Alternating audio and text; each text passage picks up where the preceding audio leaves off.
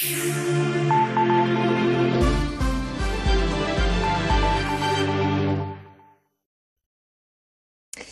est 18h, bienvenue et bon début de soirée à vous tous sur Grand Lille TV.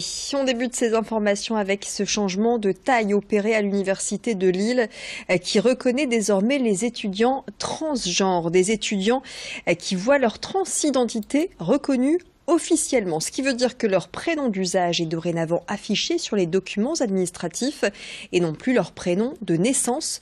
Une réelle avancée selon l'association Sud Étudiants après des années de lutte pour aboutir à cette reconnaissance. André est étudiant à l'Université de Lille. Il salue une décision qui devrait, selon lui, faire avancer la cause des transgenres dans la société.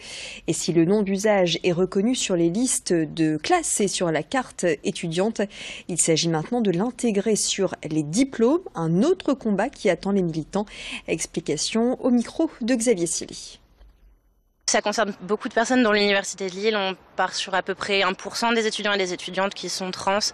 Et ça aide à les démarginaliser, les déstigmatiser et à légitimer leur existence tout simplement. En général, utiliser le prénom d'usage, ça aidera beaucoup à réduire la violence symbolique qu'ils et elles subissent au quotidien parce que ça peut être violent quand les personnes se reconnaissent sous un prénom et que dans les listes de classe, les gens se rendent compte que c'est pas le prénom qui leur a été assigné.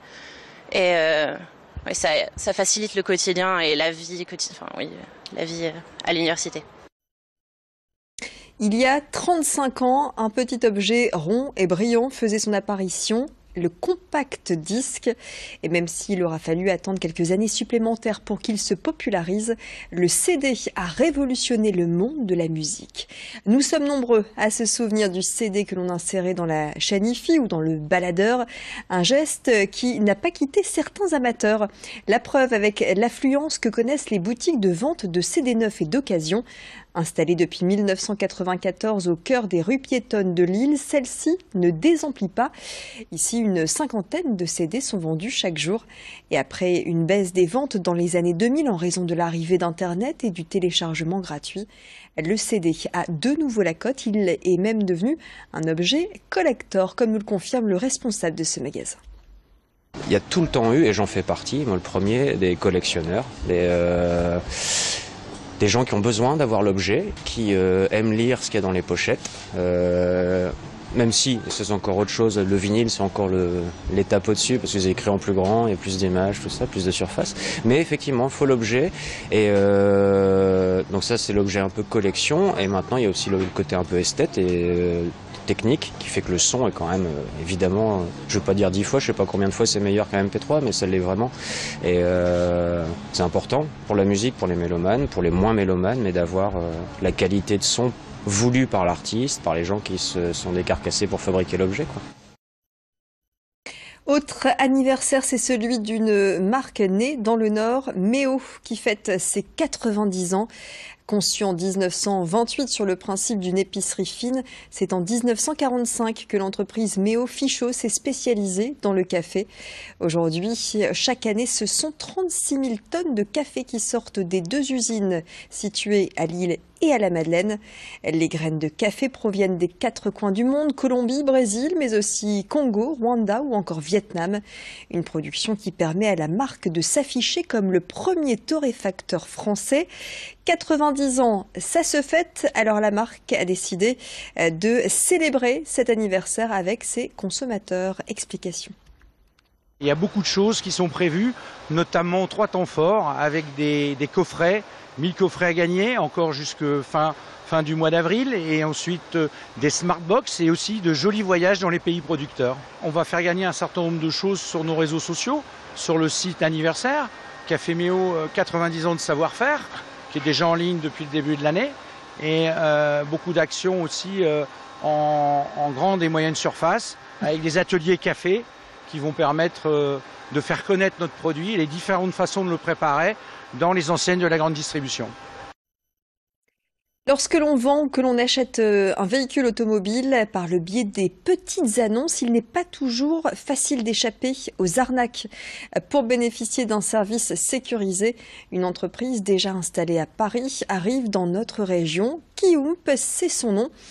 Elle propose de lui confier la vente de votre voiture. Celle-ci passera entre les mains de mécaniciens qui veilleront à son état et à ses installations, et passer par les mains d'une équipe de commerciaux également qui vont fixer le prix. Un gain de temps pour le vendeur et une sécurité pour l'acheteur moyennant une commission de 5%. Pour comprendre ce service qui se démarque de celui d'une concession automobile, les précisions de l'un des responsables de l'entreprise, interrogé par Xavier Silly. Le service coûte entre 5 et 6% de commission qu'on prend sur le prix de la voiture, là où les professionnels, pour la reprise classique, prennent 20 à 30%. Ils font pas de la marge sur le dos du client, c'est juste que les professionnels qui font de la reprise ont des coûts qui sont énormes. Ils stockent les voitures, ils ont un parc à louer, ils ont un parc à assurer, ils engagent du capital, bref, tout ça c'est une structure de coûts importante de laquelle nous on s'affranchit complètement. Puisque nous, on ne retient que l'essentiel. L'inspection mécanique, l'expertise, ensuite la voiture va rester chez le vendeur jusqu'à ce qu'on trouve un acheteur. Allez, on termine avec l'Orchestre national de Lille qui recherche des musiciens, notamment des violonistes, percussionnistes et clarinettistes. Au total, ce sont 99 musiciens qui composent l'ONL. L'occasion de faire la connaissance du plus jeune d'entre eux. Il s'appelle Sébastien Greliac. À 24 ans, ce violoniste soliste occupe un poste clé puisque c'est lui qui emmène les autres violonistes dans l'orchestre. Et c'est à 16 ans qu'il a intégré l'ONL en tant que remplaçant avant de passer les concours et de devenir permanent à seulement 21 ans. Il a expliqué son parcours à Alexis Tessier. Je propose tout de suite de l'écouter. Alors mon histoire, elle a commencé très tôt parce que j'ai commencé à venir jouer en remplacement. J'avais 16 ans. Et voilà, je suis passé par la case du CNSM de Paris à 20 ans et je suis rentré à l'ONL, donc à l'Orchestre de Lille, 1 an et demi plus tard. Donc ça fait bientôt 3 ans que je suis ici, 2 ans et demi plus précédemment. Donc d'abord un poste de violon toutiste, donc on joue parfois dans les premiers violons, parfois dans les seconds. Et depuis septembre 2017. Je dis pas de bêtises, septembre 2017, je suis chef d'attaque des seconds violons. Donc j'ai sous ma responsabilité, entre guillemets, le groupe des seconds violons de l'Orchestre national de Lille.